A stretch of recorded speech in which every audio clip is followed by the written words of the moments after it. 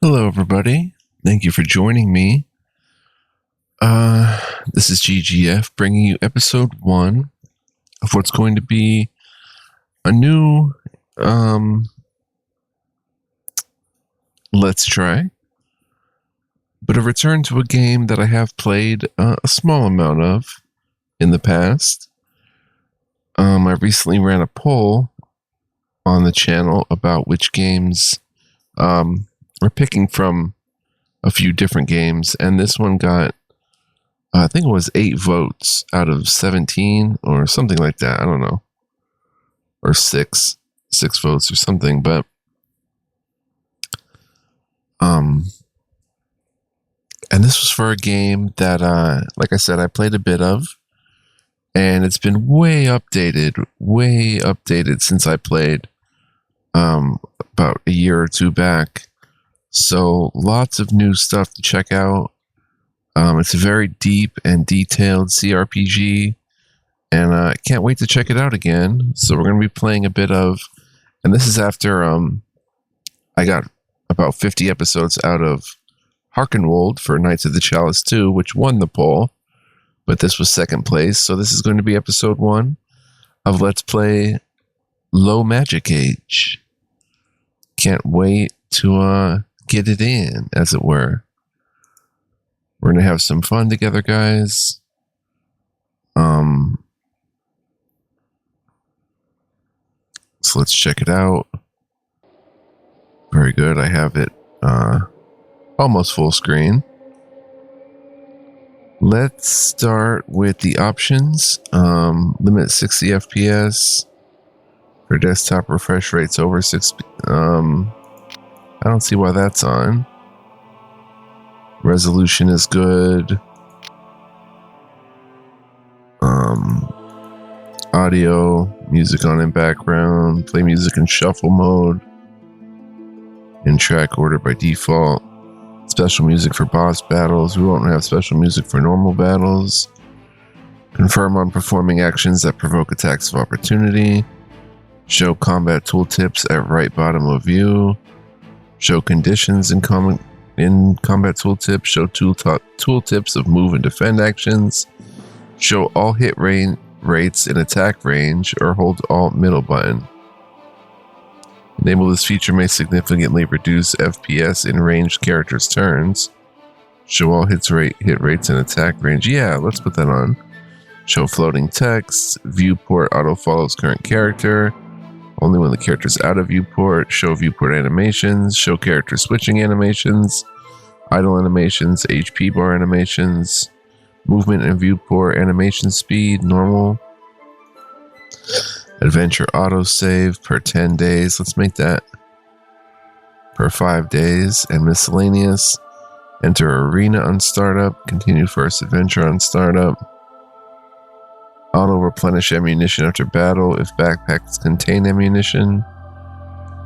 No, we'll do that automatically. Show final damage and spell description. Unchecked, show damage dice caster level. Yeah, let's show damage dice and caster level. Show damage dice and weapon action description. For example, 2d6. Yep. Show damage dice and attack tip. Character panel. Show weapon threat range. Yep. I have that on. Detailed item description, or hold Alt. Enable map edge scrolling. Enable tutorials. D20 dice rolling simulation algorithm.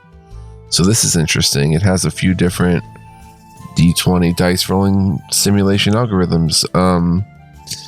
D20, 20-sided die dice rolling is widely used in most checks involving hit or success rates, such as attacks or disarm traps. There are 4 alternative implementations of D20 dice rolling. Shuffle list, which generates a list of numbers from 1 to 20. It shuffles the list and picks the first number on the list as a result. Shuffle random, generate a list of numbers 1 to 20. Shuffle the list, pick a number randomly from the list as the result. List random, generate a list numbers 1 to 20. Pick a number randomly from the list as the result. And standard RNG, random number generator, generate a standard random number from 0 to 32,767. Perform a modulus on the number percentage 20 plus 1 equals 1 minus 20. I'm not good with math, so the final number is the result. All the above algorithms can do the job well. However, for a small sample space, algorithm 1 and 2 are more equally distributed on most computer systems. Shuffle list and shuffle random. So I have shuffle random on. Generate number 1 to 20. Shuffle the list and then pick a number at random. Seems pretty good. All right, cool. So let's hit OK. There is the arena mode. Uses default or custom characters to challenge various monsters. We're going to start with it. We're going to be playing the adventure mode. Explores and experiences the unknown fantasy world. And this is going to be character creation part 1. So we are going to create our own characters. Adventure mode 1. We can continue adventure, quick start, new adventure. There's also adventure mode 2, but it's only in pre-alpha. I could wait until adventure mode 2 gets a little further along, but let's just start in adventure mode 1. New adventure. All right, here we go. General settings, game difficulty, explorer, classic, hardcore, roguelike. Hardcore is the real challenge. Death is permanent. There are no spells or methods that can bring back dead characters. No, we'll just go with classic mode.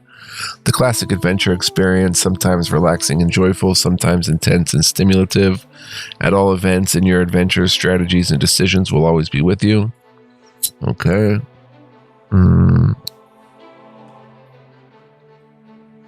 Combat difficulty. This is interesting. So let's see. Elite monsters are immune to instant kill effects. Solo monsters are immune to instant kill effects. Monsters have enchanted weapons. They can have enchanted armor. They have more wondrous items. Very cool. Let's take a look at this. We have easy, relax, custom, moderate, core. There are no adjustments to all values and mechanisms. We're going to play on core and see what that's about. Player suffers 100% damage. Lucky dice, 0. When you make an attack roll and miss, the value will be added on your next attack roll. If you miss again, the value doubles and so on until you score a hit. No. Player attack rolls modifier is 0. Defenses modifier 0. Monster AI. We'll just go with default because it's already on core. There's instinctual, tactical, advanced tactical. They don't get any roll bonuses either, so that looks good. Core, monster party size, based on player party. Yeah. Maximum quantity of minion. Well, let's see what this says. By default, the number of monsters per encounter is automatically configured based on the number of player characters for the best battle experience. So we'll leave that as it is.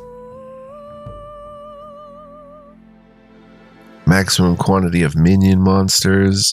Minions are serving as shock troops and cannon fodder for other monsters. Standard, elite, or solo. A fight against 30 minions is a grand cinematic battle. The players get to enjoy carving through the mob like a knife through butter, feeling confident and powerful. 4 minions are considered to be about the same as the standard monster of their level, but a minion is destroyed when it takes any amount of damage. So maximum quantity of minion monsters. We'll go ahead and say 32, I guess, right?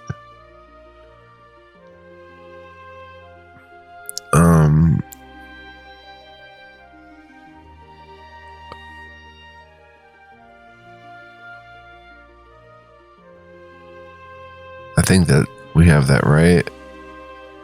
I don't know, or does that mean like it's going to be way too hard at some point? That's 8 standard monsters.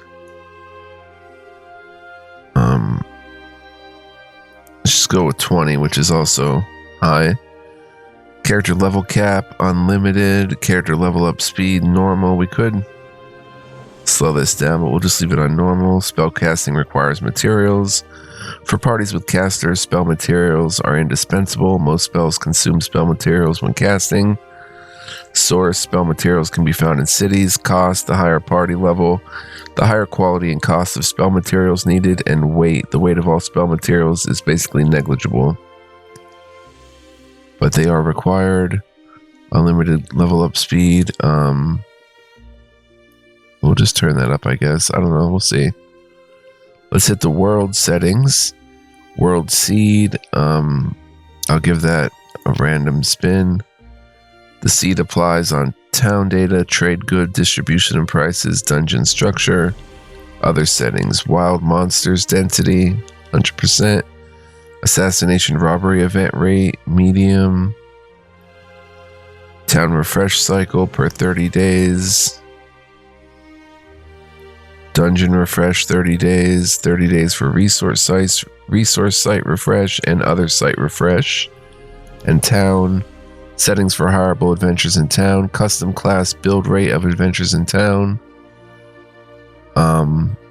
So it'll have 50% custom class type stuff and 50% more standard. Manual leveling up after hiring, we're going to leave off because I want it to be more like we find the adventurers, as they are, rather than leveling them up. So, okay, everything is good to go. Let's hit OK. Okay, this is interesting. House rules. Now, I don't want to set too many of these on if I am honest here. We could set the house rules based on OGL SRD 3.5 rules, which unchecks all of them, or set the house rules based on default rules of low magic age. So let's start with the house rules on default of low magic age. So low magic age is based on 3.5, but I guess with their own house rules. So let's see what they do. Lower abilities compensation. And there's a lot of these house rules, so we might be spending an episode here just going through the house rules. Lower abilities compensation +1. Let me make sure I'm recording and everything. Yep. Voice is good. Okay.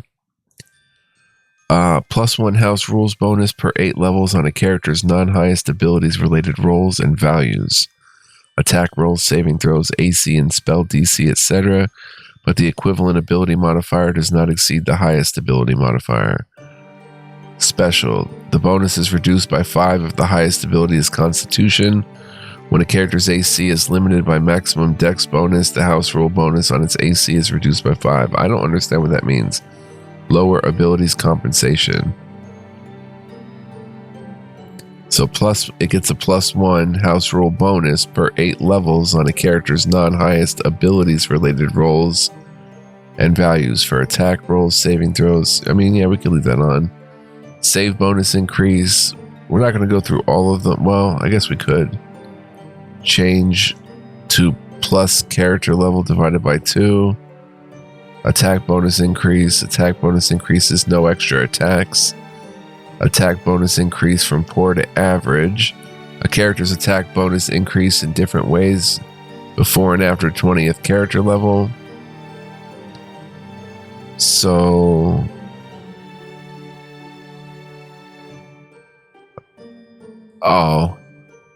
okay, so this would take poor base attack bonus like that of a wizard and move it to average.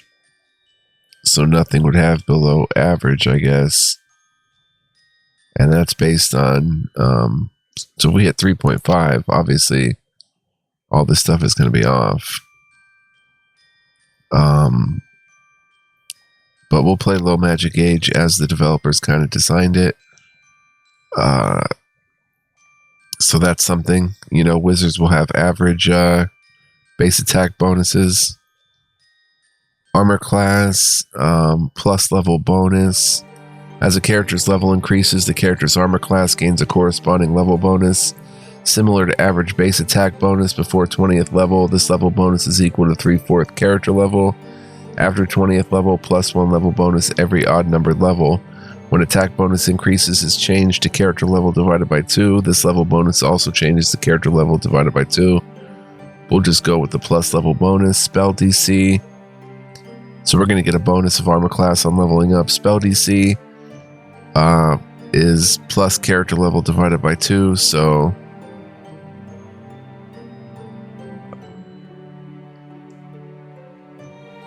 usually a harmful spell allows the target to make a saving throw to avoid some or all of the effect. A saving throw against your spell has a DC of 10 plus bonus of your casting ability, plus the level of the spell 1 through 9. So your character level divided by 2 adds to your spell DC, I guess. Initiative plus character level per 2, that's off. Weapon-based damage increases by 1 per 10 character levels, that's fine. Invariable damage increases by 1 per 10 character levels. This sort of invariable damage, damage reduction, regeneration, or resistance, etc. involves the following abilities or values. We don't have to get into all of them, but it increases by 1 per 10 character levels. Plus 1 bonus to all abilities per 10 character levels is off. A weapon has up to 1 extra damage dice enchantment.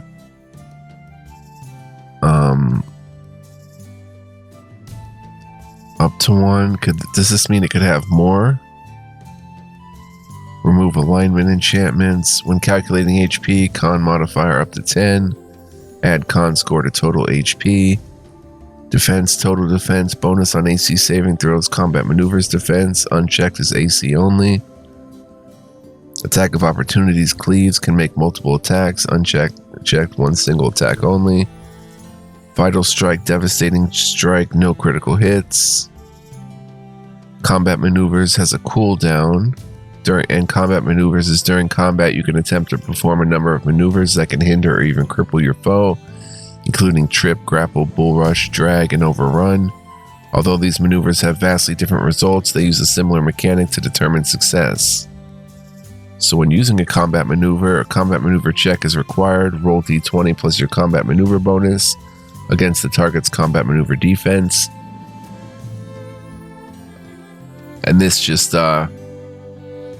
makes them have a cooldown. So if I use trip, I can't use it multiple times in a row, I guess. That's what it's meant for, the game. So we'll leave that on. 2 weapon fighting, 1 extra attack with second weapon for regular attack. Unchecked is for full attack only. Natural weapons, damage dice advance and increase with level. Similar to Monk's unarmed attack. That's cool. Monsters gain feats randomly. Unchecked, optimized feat selection. We'll have it randomly. Races, remove level adjustments, racial hit die. Improve core races and some sub races ability adjustments.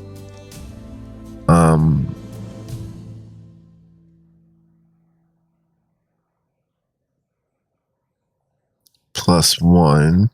Some house rules are more favorable to player characters. For balance, when such rules are enabled, enemies gain a bonus to attack rolls. Oh. When multiple rules are enabled, the total bonus is the maximum bonus plus +1 bonus from each additional rule. When using characters created or leveled up based on this house rule, enemies always gain a bonus to attack rolls, even if the house rule is currently unchecked. Well, that's if we, yeah. So improve the ability adjustments.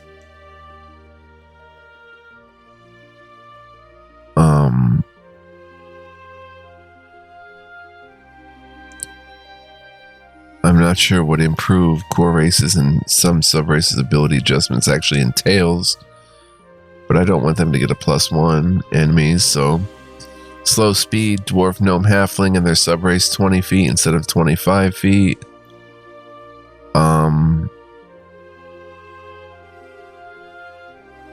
Base land speed is 20 feet, 4 squares. Slow speed, dwarf, gnome, halfling goes to 20 feet from 25 feet, or 20 feet to 25 feet. No, wait, that doesn't make sense. Oh, it makes them actually faster. So no, we don't want that on. Elf and its sub races gain graceful step, ignores difficult terrain when shift. We can keep that. We can put that on. Actually, Poison, unconscious duration, 10-1. I'm not sure what that means. An opponent hit by a drow's poisoned weapon must succeed on a base DC 13 Fortitude save or fall unconscious. After 1 minute, the subject must succeed on another same DC Fortitude save or remain unconscious for 2d4 hours.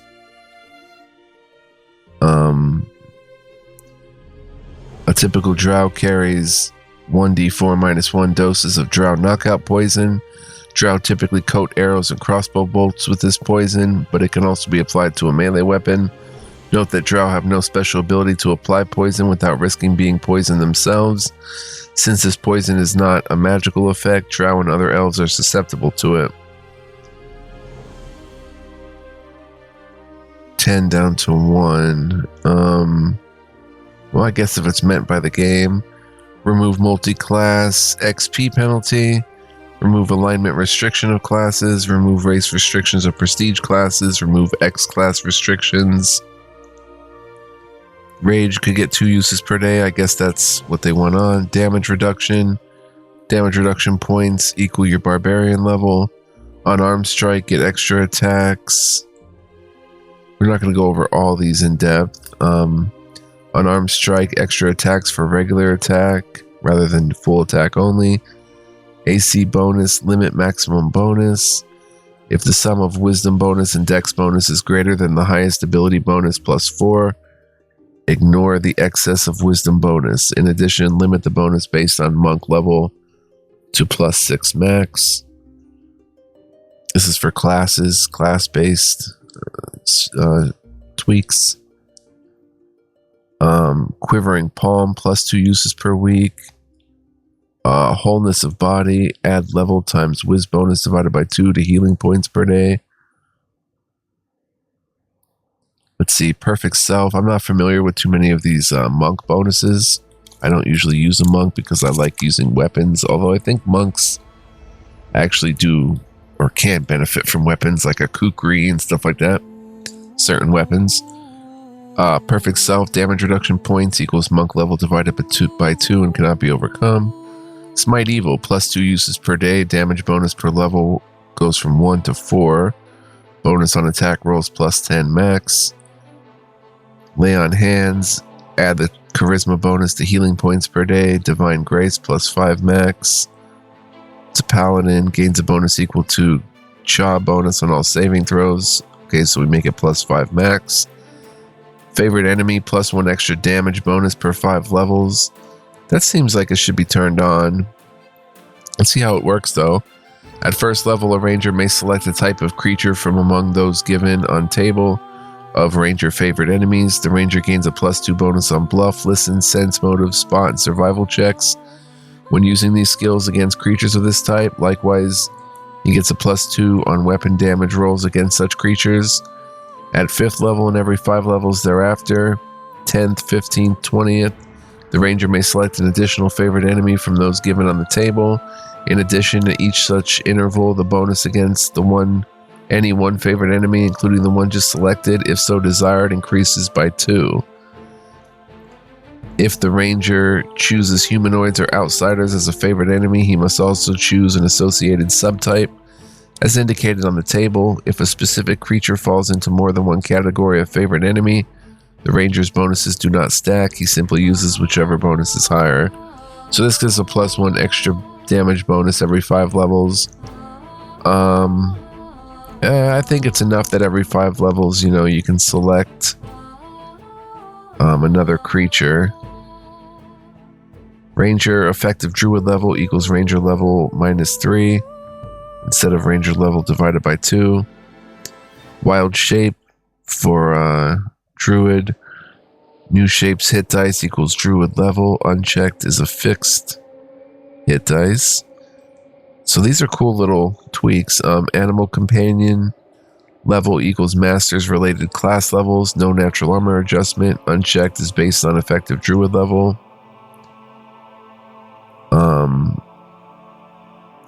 Summon nature's ally. Ally's level is based on summoners related class levels instead of a level fix.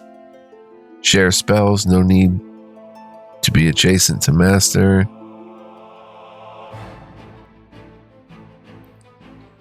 Bardic music, at least 3 uses per day.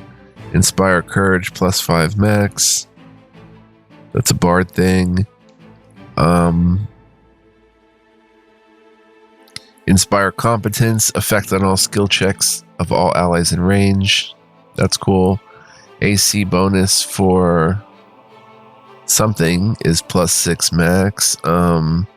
Dwarven Defender receives a dodge bonus to armor class that improves as the defender gains levels. At first level and every 3 levels thereafter, this bonus increases by 1 to +6 max. Dwarven Defender Defensive Stance, +4 bonus on combat maneuver defense. Trap Sense of Rogue Barbarian Dwarven Defender, +10 max. Seeker Arrow, Phase Arrow, Hail of Arrows, +1 use per day every 2 levels, up to 3 uses per day. Arrow of Death, +1 use per day every 5 levels, up to 3 uses per day. That adds an attack roll bonus. Precise Strike, +5 bonus on attack rolls. For Duelist, Duelist Canny Defense, +6 max. Elaborate Parry for Duelist, +4 max. Breath Weapon for a Dragon Disciple. It's character based, +2 uses per day. Arcane Trickster, remove prerequisites for sneak attack, +2d6. The prerequisites mean they have to take a level of Assassin, Rogue, or something. Like Assassin or Rogue. Impromptu Sneak Attack, +2 uses per day. Impromptu Sneak Attack, 1 use per action. Unchecked, 1 use per attack. And we'll leave those other ones alone because I don't know what they do. Spellcasting mode cooldown versus spell slots. Definitely don't want that. When calculate ability bonus spell slots, effective ability score up to 50. Set minimum spell slots of level 1 to 3 to balance no level 0 spell slots. There's no cantrips, I guess, or I don't know, but it's turned on. Summoner's Charisma modifier applies to summon creatures' physical abilities, +6 max. I kind of like that. For summoning, the Charisma modifier will make them fight stronger for you. So yeah, we'll turn that on. Heal, DC equals 10 plus target's level plus target's con modifier. Unchecked, the DC is just 15.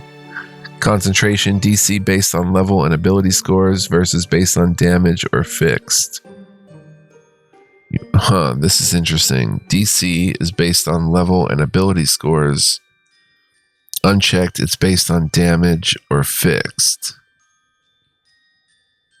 So let's see if we can glean some more info here. You must make a concentration check whenever you provoke an attack of opportunity while casting a spell, using a spell-like ability, or using a skill. In the original rules, the DC equals 10 plus damage plus spell level. With the house rule on, DC equals 10 plus attacker's level plus attacker's highest ability modifier plus spell level. Oh, I like that. Casting on the defensive. Casting a spell while on the defensive does not provoke an attack of opportunity. It does, however, require a concentration check to pull off. And in the original rules, it's DC equals 15 plus spell level. With the house rules on, it's DC equals 10 plus potential attacker's level, potential attacker's highest ability modifier plus spell level. That's cool. And then others, there's only a few left. Distance algorithm, Euclidean distance, unchecked, OGL 3.5 distance. OGL 3.5 distance is a square on the battle grid, represents a 5 foot by 5 foot area. When you move or use an action, your speed or the range of the action determines the farthest square that can be reached. You could just turn it on Euclidean distance, which is a bit tougher to calculate. But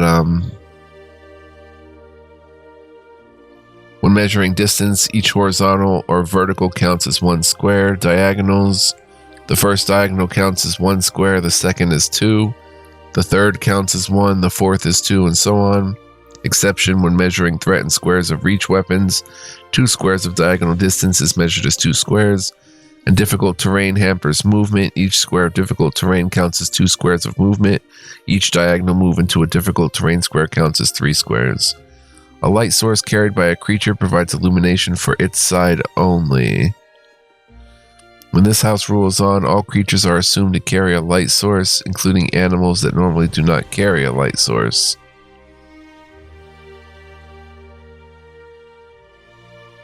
That seems a bit weird. I don't understand that.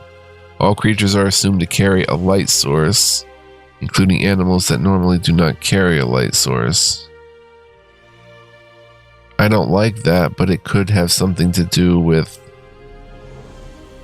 reduced radius of shadowy illumination by 1/4. Low light vision treats shadowy illumination as bright illumination and cannot see farther. This is going to be a bugger, though. I'm not sure about this one. A light source carried by a creature provides illumination for its side only.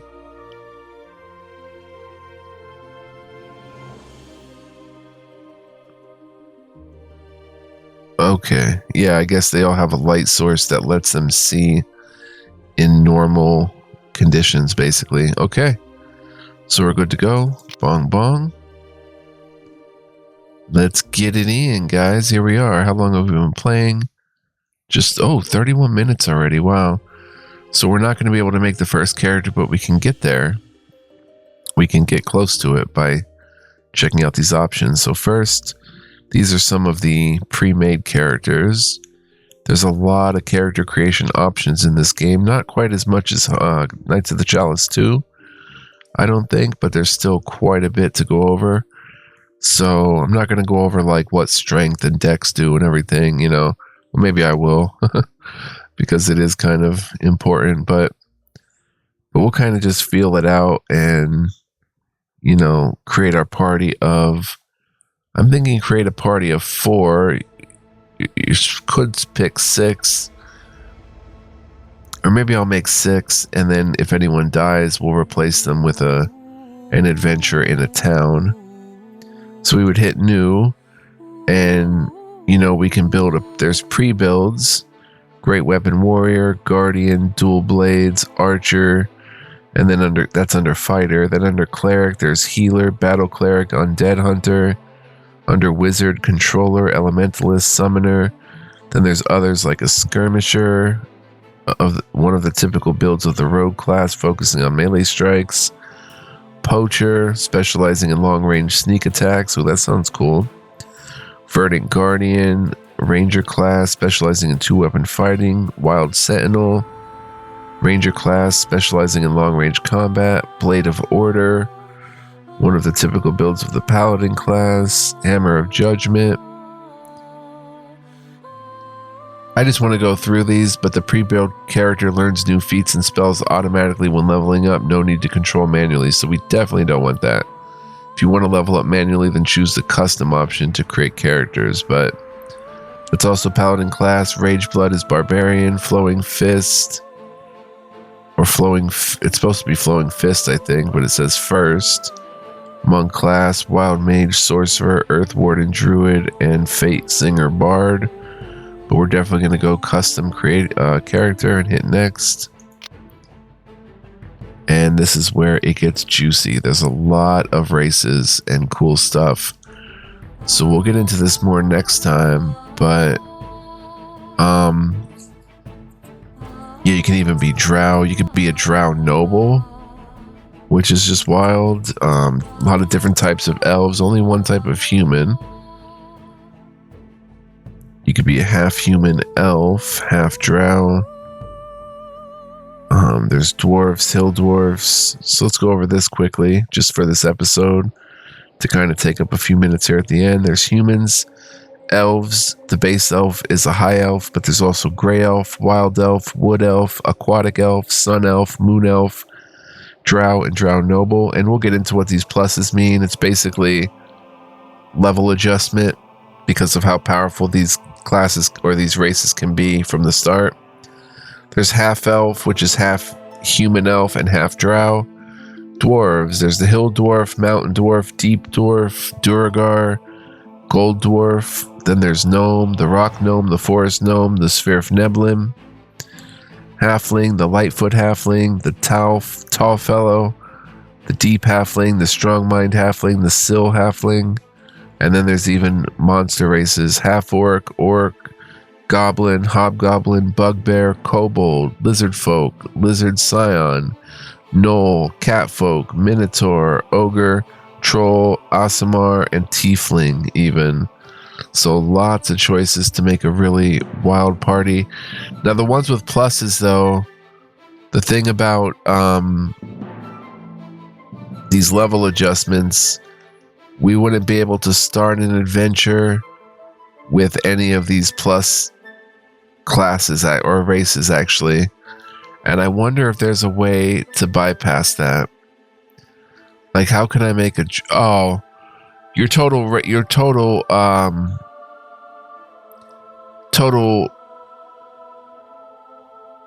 level amount needs to be 6. So either 6 level 1 characters, or if you pick a drow noble, that counts for 3 levels. So then you would have to, or maybe that's +3, maybe that's 4 levels. So you could have 1 drow noble, a half drow and a mountain dwarf, and that would be your whole party or something like that. It has to equal 6. So we'll build our party based on that as well. Sphere of Neblin are our choice.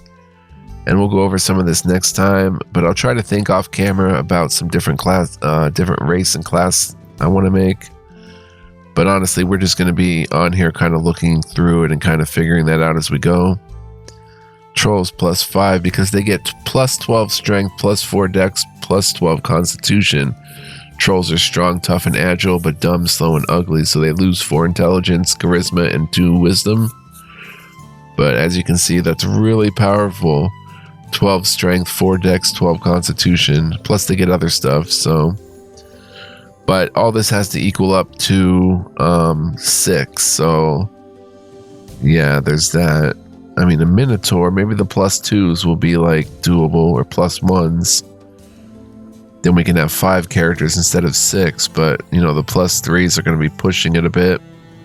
But anyway, I want to thank you guys for joining me. I hope it saves our options here. I don't know how.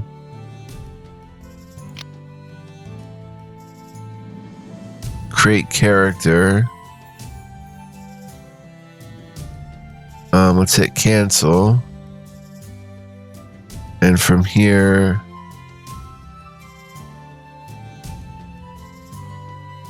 we'd have to be going back.